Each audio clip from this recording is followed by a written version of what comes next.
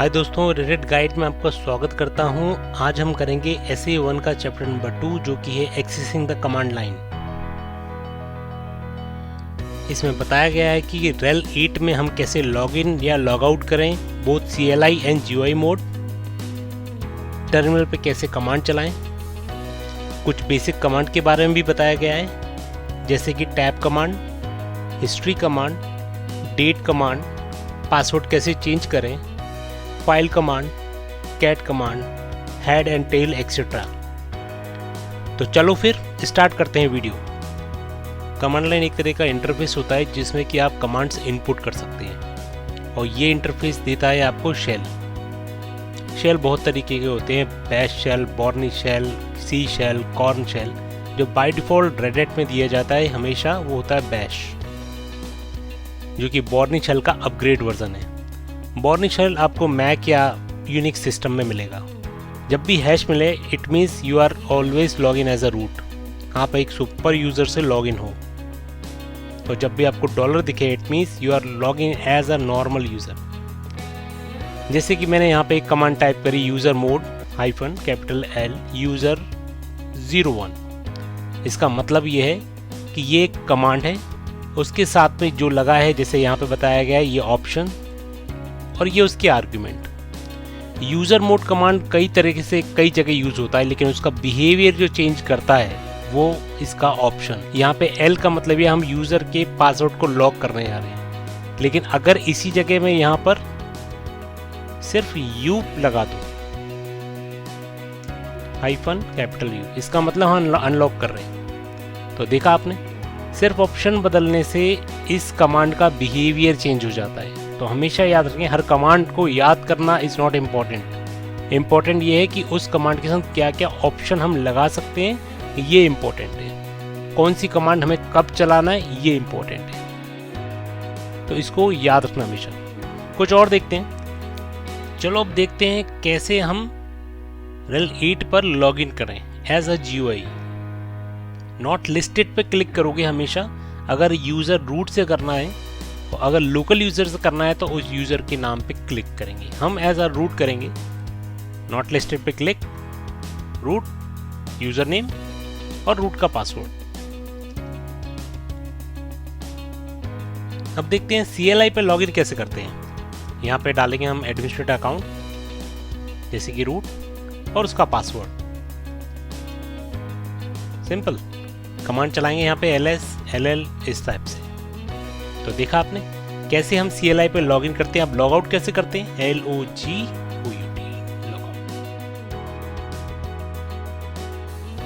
Login over the network. Linux user या administrators को कई बार शेल एक्सेस लेना पड़ता है किसी और कंप्यूटर का। जिस मशीन को हम एक्सेस कर रहे हैं वो एक फिजिकल मशीन है या एक वर्चुअल मशीन है, ये हमें नहीं पता होता। हमें तो सिर्फ उसका एक नाम पता होता है या IP पता होता है। आजकल जहाँ पर डेटा सेंटर्स हैं वहाँ पे जो मशीन्स लगी हैं उनको कहा जाता है हेडलेस सर्वर। हेडलेस का मतलब ये होता है ऐसी मशीन जिनके पास ना तो कोई सीरियल कंसोल है, ना कोई फिजिकल कंसोल है, ना ही कोई पेरिफेरल अटैच है, जैसे कि आप पिक्चर में देख रहे हैं। और ऐसी हेडलेस सर्वर्स पर कई सारी वर्चुअल मशीन रन करती है। और अगर उन मशीन में से किसी एक को मुझे एक्सेस करना है तो हमारे पास है SSH। SSH के थ्रू हम रिमोटली किसी और मशीन को एक्सेस कर सकते हैं। रेड हैट एंड मैक दोनों ही ओपन SSH का पैकेज प्रोवाइड करवाते हैं। चलो देखते हैं कि SSH के थ्रू हम रिमोटली कैसे सर्वर्स को एक्सेस कर सकते हैं। ये मेरे पास दो मशीन्स हैं। ये मेरा फिजिकल कंसोल है, इसका मैं IP आपको बता देता हूँ। ये मेरी बेस मशीन है जिसका कि IP जो आ रहा है वो है हमारा 192.168.207.24। इसका होस्ट नेम है instructor.example.com। ओके, अब इसका IP हम चेक करते हैं। IPA, ये देखिए यहाँ पे इसका IP डिफरेंट है।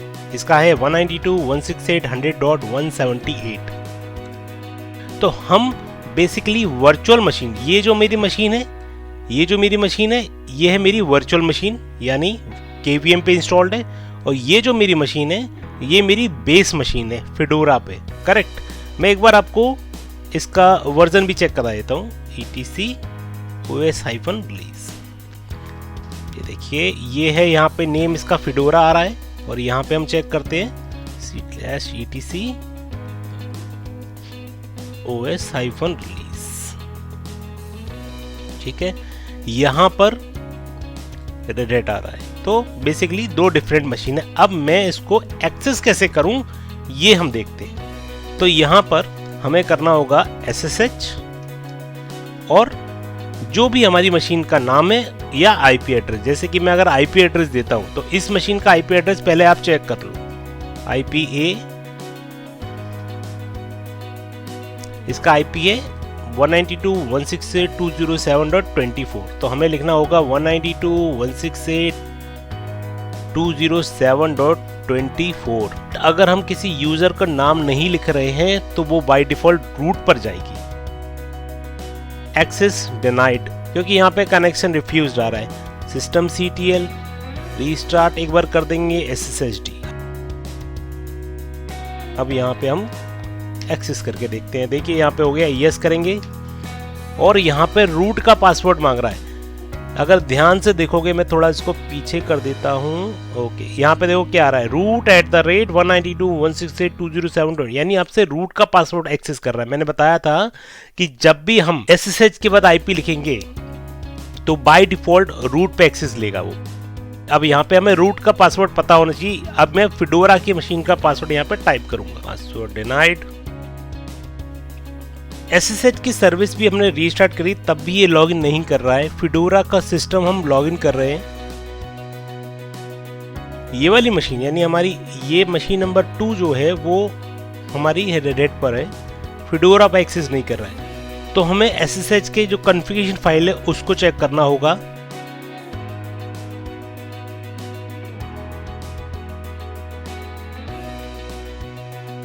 यहाँ पे एक ऑप्शन रहता है, ये जो आप देख रहे हो ये वाला, permit root login prohibited password.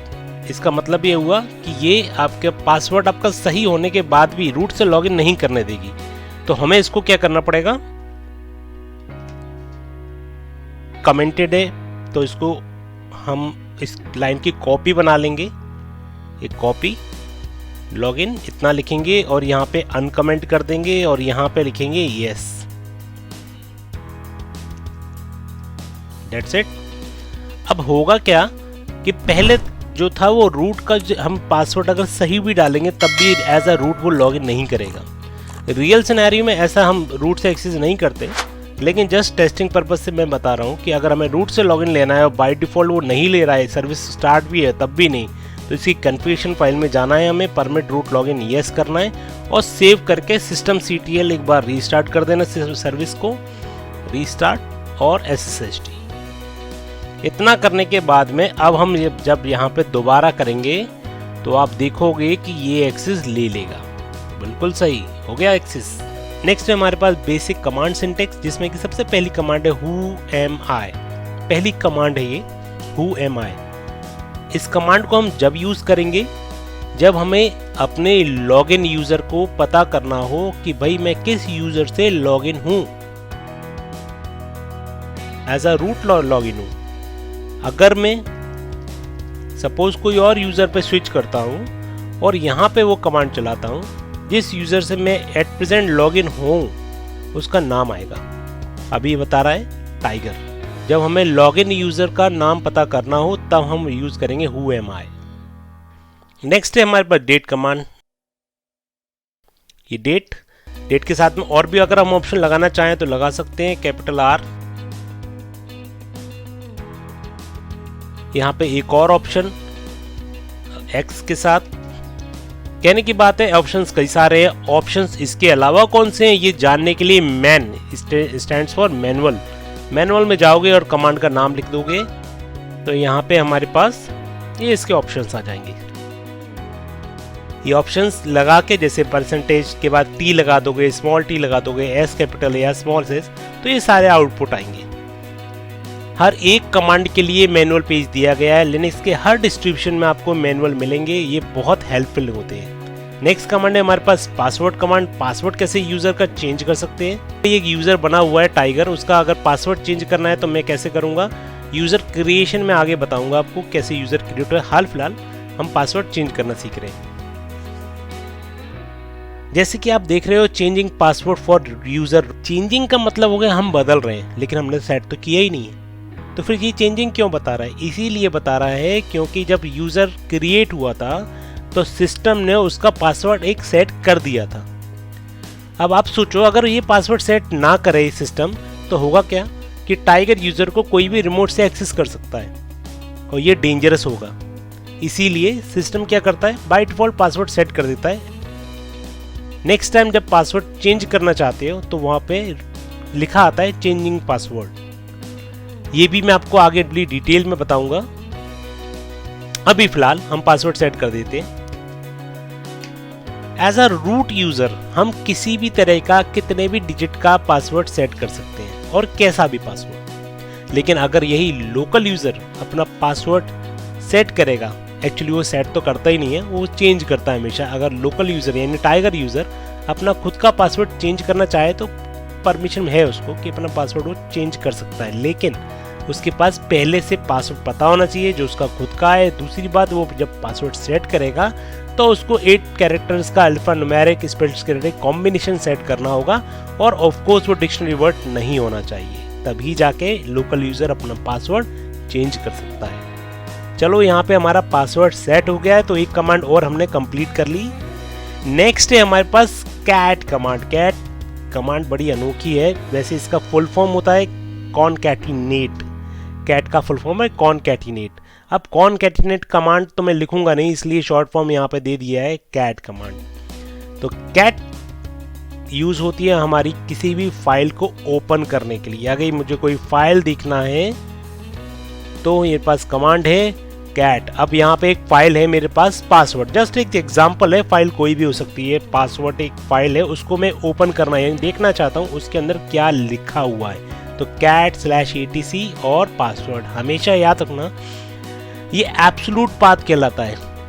अगर हमें उसकी लोकेशन नहीं मालूम तो हम उसको ओपन नहीं कर सकते फाइल को। जो भी फाइल आपको ओपन करनी है उसकी एग्जैक्ट लोकेशन पता होना चाहिए। जैसे कि हम विंडोज़ में, अब विंडोज़ में भी हमें अगर कोई फाइल ओपन करनी है तो हमें उस डायरेक्टरी में जाना पड़ेगा, तभी जाके वो लोकेट होगी, ओपन होगी। इसी तरह अगर मैं टर्मिनल पर काम कर रहा हूँ तो जिस किसी फाइल को मैं ओपन करना चाहता हूँ उसका मेरे को एग्जैक्ट पाथ पता होना चाहिए। क्लिक करते हैं यहाँ पर, ये देखिए मेरी फाइल ओपन हो चुकी है। ये बता रहा है कि इसमें इतने सारे यूजर्स हैं और उनकी अलग अलग फील्ड्स हैं। ये हम फील्ड्स आगे डिस्कस करेंगे। हाल फिलहाल टाइगर यहाँ पे देखते हैं और ये उसका सब डिटेल्स आ रही हैं। तो फाइल ओपन हो चुकी है। एक कमांड और होती है, वो होती है लेस। लेस के साथ में भी हम देख सकते हैं etc पासवर्ड फाइल को इस तरह से लेस। ये सारी कमांड आप ज़रूर याद कर लेना, क्योंकि ये कमांड बेसिक कमांड है और का इंटरव्यू होगा तो वहाँ पे ज़रूर पूछी जाएंगी। बहुत ज़्यादा कंपनी में यूज़ होती हैं क्योंकि ये बेसिक है, हमेशा यूज़ होंगी, पूरी लाइफ टाइम आपको इसका यूज़ होगा। एरो अप डाउन से ये यहाँ पे हम इसको नेविगेट कर सकते हैं। यहाँ से बाहर आने के लिए हम Q प्रेस करेंगे। इसी तरह से एक कमांड होती है मोर etc पासवर्ड, वही फाइल हम सेम यूज़ करेंगे। कमांड में आपने एक खास बात नोट करी होगी, तो जब हम लेस कमांड यूज़ कर रहे हैं तो यहाँ पर हम जब एरो की अप डाउन कर रहे हैं तो हम लेस में कर सकते हैं, ठीक है। लेकिन अगर मैं इसको डाउन कर रहा हूँ तो ये फाइल से बाहर नहीं आ रहा है। ये वाली कमांड क्या कर रही है, ये कमांड बाहर नहीं ला रही है, आपको Q प्रेस करना तब जाके बाहर आओगे। जबकि मोर कमांड क्या कर रही है, मोर कमांड कर रही है आपकी यहाँ पे navigate down side down side down side down side down side, और देखोगे आप करते करते करते करते और ये सीधे आपके टर्मिनल पे आ जाता है। तो बेसिकली ये डिफरेंस है। नेक्स्ट कमांड देखते हैं। नेक्स्ट है हमारी हेड। हेड अगेन बहुत यूजफुल कमांड है। अगर हमें सिर्फ कुछ लाइंस देखनी है तो हेड कमांड आपकी टॉप से 10 लाइन शो करता है, ऊपर से 10 लाइन बाय डिफॉल्ट। अगर मुझे सिलेक्टेड नंबर और लाइन देखनी है, यानी ऊपर से मुझे सिर्फ 2 लाइन या 3 लाइन या 4 लाइन देखनी है, तो यहाँ पे एन प्रेस करोगे, यहाँ पे दे देना 4। तो ये क्या होगा, ऊपर से 4 लाइन से यहाँ की। इसी तरह से टेल कमांड होती है, टेल ETC PASSWD हम देखेंगे, ये नीचे से 10 लाइन, यानी बॉटम से ऊपर की साइड में 10 लाइन आपको शो होंगी। वही नंबर ऑफ लाइन्स अगर मुझे सिलेक्टेड देखनी है तो यहाँ पे n करके 4 करोगे और यहाँ पे 4 लाइन्स आ जाएंगी। ठीक है, चलो आगे बढ़ते हैं। ये कमांड्स याद रखना आप लोग, क्योंकि आपके इंटरव्यू के अलावा आपके रियल सिनेरियो में बहुत काम आने वाले हैं। इसके साथ में WC कमांड और होती है, ये होती है वर्ड काउंट। किसी भी वर्ड, कैरेक्टर या लाइंस को काउंट करने, word count, WC stand for word count, WC/ETC PASSWD password.